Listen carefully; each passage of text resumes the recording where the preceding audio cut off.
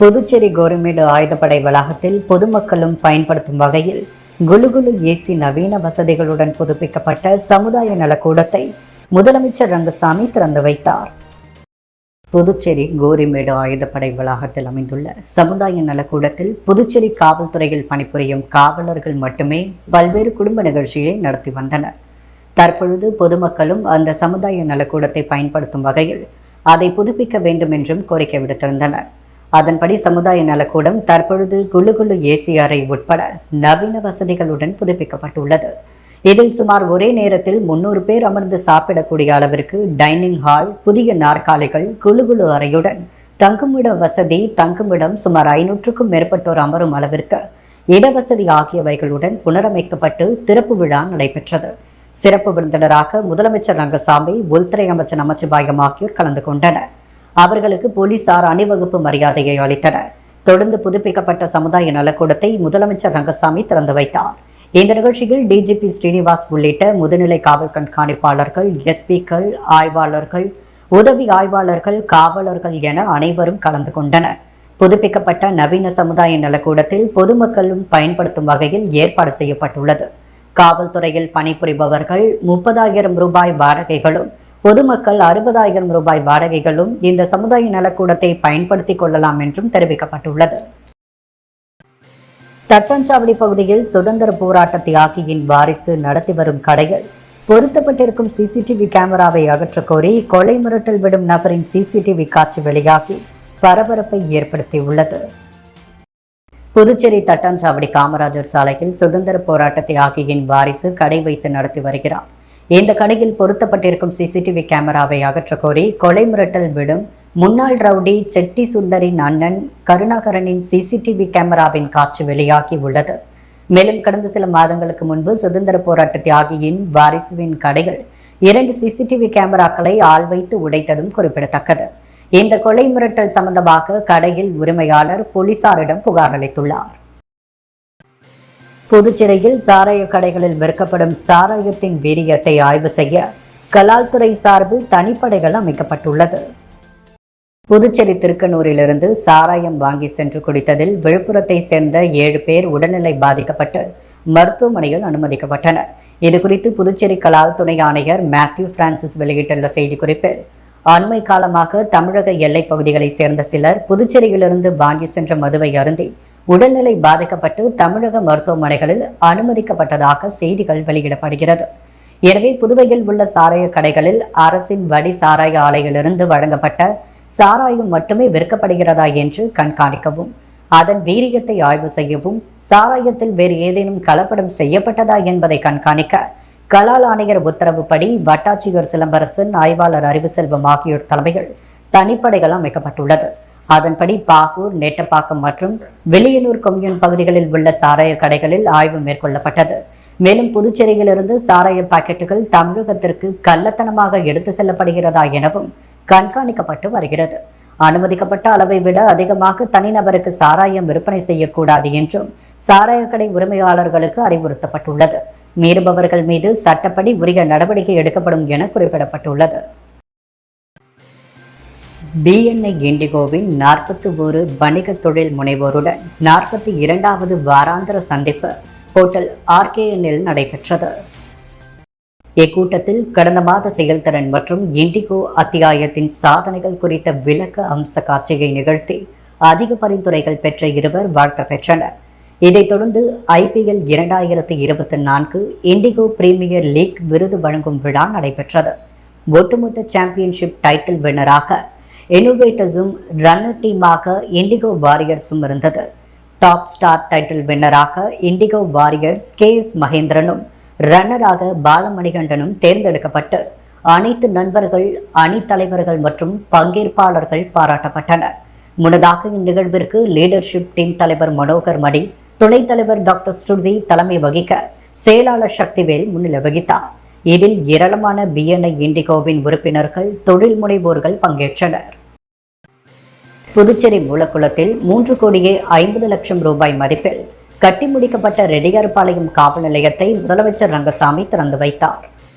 புதுச்சேரி உழவர்கரை நகராட்சி ரெட்டியார்பாளையம் காவல் நிலையம் இயங்கி வந்தது. கட்டிடம் சேதமடைந்ததால் கடந்த பல வருடங்களால் காவல் நிலையம் வாடகை கட்டிடத்தில் செயல்பட்டு வந்தது.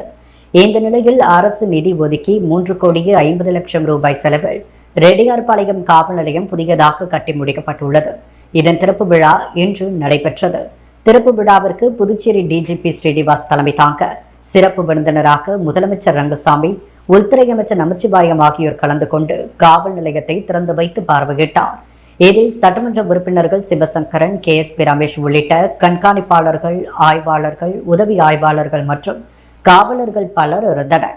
இன்று முதல் இந்த புதிய கட்டிடத்திலேயே ரெட்டியார்பாளையம் காவல் நிலையம் இயங்கும் என்பது குறிப்பிடத்தக்கது. இந்தியன் 2 படம் வெற்றி பெற வேண்டி தியேட்டர் முன்பு 5 கிலோ கற்பூரத்தை ஏற்றி போக்குவரத்து பாதிப்பை ஏற்படுத்திய ரசிகரை போலீசார் கைது செய்தனர். கமல்ஹாசன் நடித்த இந்தியன் 2 திரைப்படம் இன்று நாடு முழுவதும் வெளியானது. இதேபோன்று புதுச்சேரியில் 10க்கும் மேற்பட்ட திரையரங்குகளில் இந்தியன் 2 படம் வெளியானது. இந்த திரைப்படம் வெற்றி பெற வேண்டி புதுச்சேரி கமல் தலைமை ரசிகர் மன்றம் சார்பில் பல்வேறு நிகழ்ச்சிகளுக்கு ஏற்பாடு செய்யப்பட்டிருந்தது. மேலும் கமலின் கட் அவுட்டிற்கு ஆளுயர மாலையாட்டம் பாட்டத்துடன் கொண்டாடினர்.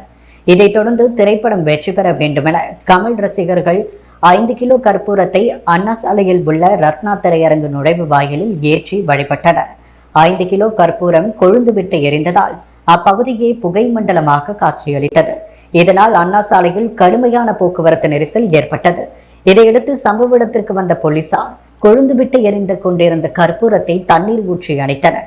இதையடுத்து அனுமதியின்றி 5 கிலோ கற்பூரத்தை நடு சாலையில் வைத்து ஏற்றி வழிபட்ட கமல் ரசிகரை அங்கிருந்து அழைத்து சென்று விசாரித்து வருகின்றனர். இதனால் போக்குவரத்து நெரிசல் ஏற்பட்டதுடன் சிறிது நேரம் பரபரப்பு நிலவியது. புதுச்சேரியில் உள்ள ஏழை எளிய அல்லது பெற்றோர்கள் இல்லாத அல்லது பராமரிப்பு இல்லாத அரசு மாணவர்களுக்கான கல்வி சார்ந்த உபகரணங்களை பெறுவதற்கான புதிய அலுவலகத்தை வழக்கறிஞர் ஐயப்பன் திறந்துள்ளார். புதுச்சேரி முருங்கப்பாக்கத்தில் உள்ள அலுவலகத்தில் ஏழை எளிய மற்றும் பெற்றோர் இல்லாத மாணவர்களுக்கு தொடர்ந்து கல்வி சார்ந்த உபகரணங்களை வழங்கி வந்த வழக்கறிஞர் ஐயப்பன் நேற்று புதிய அலுவலகத்தை திறந்துள்ளார். இந்த அலுவலகத்தில் ஏழை எளிய அல்லது பெற்றோர்கள் இல்லாத அல்லது பராமரிப்பு இல்லாத அரசு பள்ளி மாணவர்கள் அவர்களுக்கு தேவையான கல்வி சார்ந்த உபகரணங்களை பெறுவதற்கான திறக்கப்பட்ட இந்த அலுவலகத்தில் மாணவர்கள் மட்டுமே தங்கள் பெயர்களையும் முகவரிகளையும் பதிவு செய்து அவர்களுக்கு தேவையான கல்வி சார்ந்த உபகரணங்களை இந்த அலுவலகத்திலிருந்து எடுத்து செல்ல வேண்டும் என கட்டாயமாக தெரிவித்துள்ளார். இந்த அலுவலகம் சனிக்கிழமை, ஞாயிற்றுக்கிழமை முழுமையாக இயங்கும். மற்ற நாட்களில் மாலை நேரத்தில் 2 மணி நேரம் இயங்கும். மாணவர்கள் நேரடியாக பதிவு அல்லது குறுஞ்செய்தி வாயிலாகவும் பதிவு செய்யுமாறும் போன் செய்ய வேண்டாம் எனவும் வேண்டுகோள் விடுத்துள்ளார். அரசு முறை பயணமாக டெல்லி சென்ற புதுச்சேரி கவர்னர் CP ராதாகிருஷ்ணன் மத்திய உள்துறை அமைச்சர் அமித்ஷாவை சந்தித்து வளர்ச்சிப் பணிகள் குறித்து ஆலோசனை நடத்தினார்.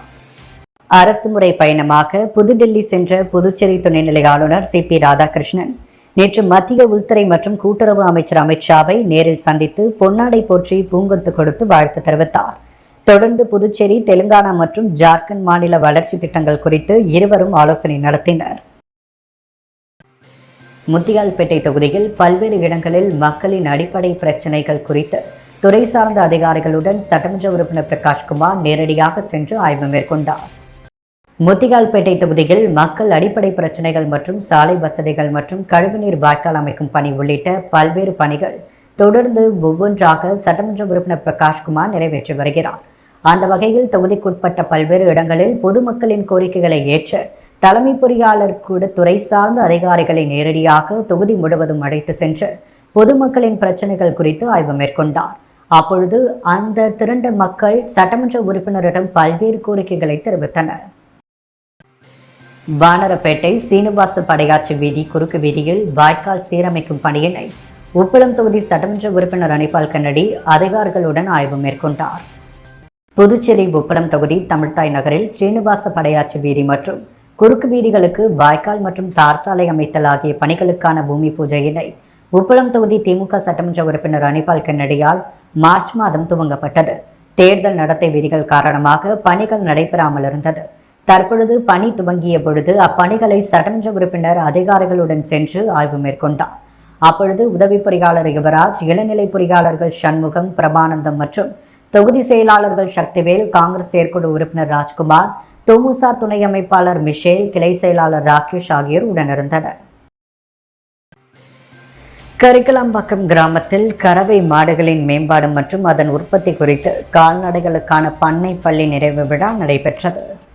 புதுச்சேரி அரசு வேளாண் மற்றும் விவசாய நலத்துறை சார்பில் கரிக்கலாம்பாக்கம் கிராமத்தில் மத்திய அரசின் ஆத்மா திட்டத்தின் வாயிலாக கால்நடை விவசாயிகளுக்கு கடந்த ஒரு மாத காலமாக பண்ணை பள்ளி கறவை மாடுகளின் மேம்பாடு மற்றும் அதன் உற்பத்தி குறித்த தலைப்பில் நடைபெற்று வந்தது.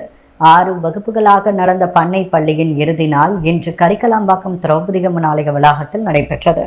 இறுதி நாள் பயிற்சி முகாமிற்கு கால்நடைத்துறை இணை இயக்குனர் டாக்டர் குமரவேல் கலந்து கொண்டு கால்நடை பராமரிப்பு குறித்து விவசாயிகளிடையே எடுத்து கூறினார். முன்னதாக வேளாண் அலுவலர் தினகரன் அனைவரையும் வரவேற்று பேசினார். அப்பகுதி கால்நடை மருத்துவர் செல்வமுத்து கறவை மாடுகள், ஆடு, கோழிகளுக்கு சத்து மாவு கலவை எவ்வாறு உபயோகிப்பது என்பது குறித்து விளக்க உரையாற்றினார். இப்பயிற்சியின் இறுதியில் கலந்து கொண்ட அனைத்து கால்நடை விவசாயிகளுக்கும் சத்து மாவு டானிக், பசியை தூண்டுவதற்கான மருந்துகள் உள்ளிட்டவைகளை ஆத்மா திட்டத்தின் மூலம் இலவசமாக வழங்கப்பட்டது. புதுச்சேரி ரெட்டியார்பாளையம் பகுதியில் புதியதாக துவங்கப்பட்டுள்ள இன்விக்டஸ் உடற்பயிற்சி கூடத்தை டிஐஜி பிரஜேந்திர குமார் யாதவ் துவக்கி வைத்தார். புதுச்சேரி ரெட்டியார்பாளையம் பகுதியில் புதியதாக துவங்கப்பட்டுள்ள இன்விக்டஸ் உடற்பயிற்சி கூட திறப்பு விழா நடைபெற்றது. சிறப்பு விருந்தினராக டிஐஜி பிரஜேந்திர குமார் யாதவ் கலந்து கொண்டு உடற்பயிற்சி மையத்தை குத்துவிளக்கேற்றி துவக்கி வைத்தார். உடற்பயிற்சிக்காக அமைக்கப்பட்டுள்ள நவீன கருவிகளை பார்வையிட்டது மட்டுமின்றி அதனை பயிற்சி செய்து பார்த்தார். மேலும் உடல் ஆரோக்கியத்தின் முக்கியத்துவம் மற்றும் உடல் பயிற்சியின் அவசியம் குறித்து விளக்கி பேசினார். மேலும் டிஐஜி பிரஜேந்திர குமார் யாதவ் அங்கு பயிற்சியாளராக பணியாற்றும் 28 வயதான சக்தி என்பவருடன் உடற்பயிற்சி போட்டியில் ஈடுபட்டார். சுமார் 20 கிலோ எடையுடன் துவங்கப்பட்ட இப்போட்டி சுமார் 85 கிலோ வரை தொடர்ந்து இருவரும் போட்டி போட்டு தங்களது திறமைகளை வெளிப்படுத்தியது அங்கிருந்தவர்களை வியப்பில் ஆழ்த்தியது. இவ்விழாவில் உடற்பயிற்சி கூட நிறுவனர்கள் பாலச்சந்தர், சிவகுமார் உட்பட பலர் கலந்து கொண்டனர். மேலும் இது குறித்து உடற்பயிற்சி கூட நிர்வாகிகள் கூறும் பொழுது, புதுவையிலேயே 5000த்திற்கும் அதிகமான சதுர அடிகள் அதிநவீன உடற்பயிற்சி சாதனங்களோடு அமைக்கப்பட்ட பயிற்சி மையம் இது என்றும் இங்கு திறப்பு விழாவை முன்னிட்டு பல்வேறு சலுகைகள் அறிவிக்கப்பட்டுள்ளதாகவும் தெரிவித்துள்ளனர். இந்தியாவின் முதல் சுதந்திர போராட்ட வீரர் மாவீரன் அழகுமுத்துக்கோனின் 267ஆம் ஆண்டு குரு பூஜை விழாவை முன்னிட்டு 1000 பேருக்கு அன்னதானம் வழங்கப்பட்டது. இந்தியாவின் முதல் சுதந்திர போராட்ட வீரர் மாவீரன் அழகுமுத்துக்கோனின் 267வது ஆண்டு குரு பூஜை விழா புதுச்சேரி அகில இந்திய மாவீரன் அழகுமுத்துக்கோன் அறக்கட்டளை சார்பாக கொண்டாடப்பட்டது.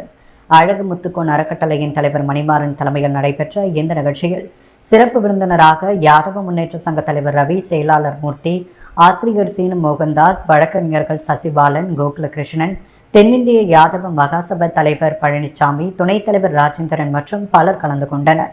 நிகழ்ச்சியில் 1000 பேருக்கு அன்னதானம் மற்றும் இயற்கை உணவை உண்பதன் மூலம் உடல் நலத்தை பேணி காக்கும் பொருட்டு நாட்டு சர்க்கரை வழங்கி விழா சிறப்பிக்கப்பட்டது. இதில் அறக்கட்டளை நிர்வாகிகள் ராம்குமார், சம்பத், அருள் முருகன், மாரி, பாண்டி, பொன்ராஜ், கணபதி, திருப்புர சுந்தரி உள்ளிட்டோர் கலந்து கொண்டனர். புதுச்சேரி ஈஸ்ட் கோஸ்ட் மருத்துவமனையில் நவீன தொழில்நுட்பங்களுடன் அமைக்கப்பட்டுள்ள கேத்லாப் ஆய்வக திறப்பு விழா நடைபெற்றது. புதுச்சேரியில் உள்ள தனியார் மருத்துவமனைகளில் சிறப்பான சேவைகளை பொதுமக்களுக்கு ஈஸ்ட் கோஸ்ட் மருத்துவமனை வழங்கி வருகிறது. மருத்துவமனையில் மேலும் பல்வேறு தொழில்நுட்பங்களை கையாண்டு நோயாளிகளுக்கு சிகிச்சை அளித்து வருகிறது. மேலும் ஒரு மைல்கல்லாக புதுச்சேரி பிச்சைபிரான்பேட் ஈஸ்ட் கோஸ்ட் மருத்துவமனையில் புதிய தொழில்நுட்பத்துடன் அமைக்கப்பட்டுள்ள கேத் ஆய்வகத்தின் திறப்பு விழா மருத்துவமனை வளாகத்தில் நடைபெற்றது. சிறப்பு விருந்தினராக கலந்து கொண்ட ஜிப்மர் மருத்துவமனை முன்னாள் மெடிக்கல் சூப்பரிண்டென்ட் பாலச்சந்தர் மற்றும் புதுச்சேரி அரசு சுகாதாரத்துறை முன்னாள் இயக்குநர் திலீப் குமார் பாலிகா ஆகியோர் புதுப்பிக்கப்பட்ட நவீன ஆய்வகத்தை திறந்து வைத்தனர். இந்த நிகழ்ச்சியில் ஈஸ்ட் கோஸ்ட் மருத்துவமனையின் சேர்மன் டாக்டர் முருகேசன் உள்ளிட்ட மருத்துவர்கள், மருத்துவமனை ஊழியர்கள், செவிலியர்கள், மாணவிகள் என அனைவரும் திரளாக கலந்து கொண்டனர். புதுவையின் அன்றாட நிகழ்வுகளை காண பாண்டி ஹெட்லைன்ஸ் யூடியூப் சேனலை சப்ஸ்கிரைப் பண்ணுங்க. தொடர்ந்து எங்களுடன் இணைந்திருக்க பக்கத்தில் உள்ள பெல் பட்டனை பிரஸ் பண்ணுங்க. லைக் பண்ணுங்க, ஷேர் பண்ணுங்க. என்றும் உங்களுடன் பாண்டி ஹெட்லைன்ஸ்.